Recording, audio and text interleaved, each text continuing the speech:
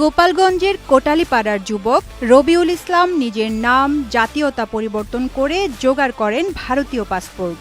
এই পাসপোর্টেই পাড়ি জমান সংযুক্ত আরব আমিরাতের দুবাই। দুবাই পাড়ি জমিয়ে প্রবাসী বাংলাদেশিদের কাছে তিনি হয়ে ওঠেন আলাদিনের চেরাগ। দুবাইয়ে আরাফ জুয়েলার্স নামে ওই প্রতিষ্ঠানের মালিকের নাম আরাফ খান। মূলত তিনি বাংলাদেশের নাগরিক রবিউল ইসলাম, তবে ভারতে গিয়ে নাম পরিবর্তন করে রাখেন আরাফ খান। সম্প্রতি দুবাইয়ে আরাফ জুয়েলারি শপ উদ্বোধন করতে দুবাইয়ে উড়ে যান ক্রিকেটার সাকিব আল হাসান ও হিরো আলম সহ শোবিজের একদল শিল্পী। এরপরই বেরিয়ে আসে ওই জুয়েলারি শপের মালিক আরাফ খান ওরফে আরাফ ওরফে রবিউল ওরফে আপন ওরফে হৃদয় ২০১৮ সালে পুলিশ পরিদর্শক মামুন ইমরান খান হত্যা মামলার চার্জশিটভুক্ত পলাতক আসামি। ওই খবর প্রকাশের পর সাবেক পুলিশ প্রধান বেনজির আহমেদকে জড়িয়ে অনেকেই সামাজিক যোগাযোগ মাধ্যম ফেসবুকে গুজব ছড়ান আরাফের সঙ্গে তার পরিচয় ছিল।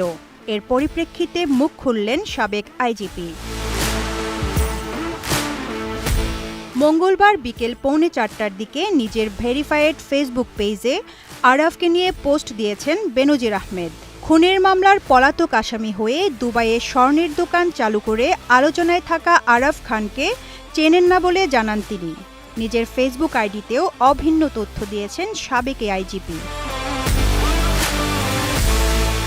দেশবাসীকে আশ্বস্ত করে ফেসবুকে বেনজির জানিয়েছেন তিনি সবাইকে সম্পূর্ণভাবে নিশ্চিত করতে চান আরাফ ওরফে রবিউল ওরফে হৃদয় নামে কাউকে তিনি চেনেন না, এমনকি আরাফের সঙ্গে তার প্রাথমিক পরিচয়ও নেই। তিনি আরও জানান তিনি তার ল এনফোর্সমেন্ট ক্যারিয়ারের পুরোটা সময় খুনি, সন্ত্রাসী, ড্রাগ ব্যবসায়ী, চোরাকারবারি, ভেজালকারী ও অপরাধীদের বিরুদ্ধে লড়াই করেছেন, সক্ষতা নয় কখনোই।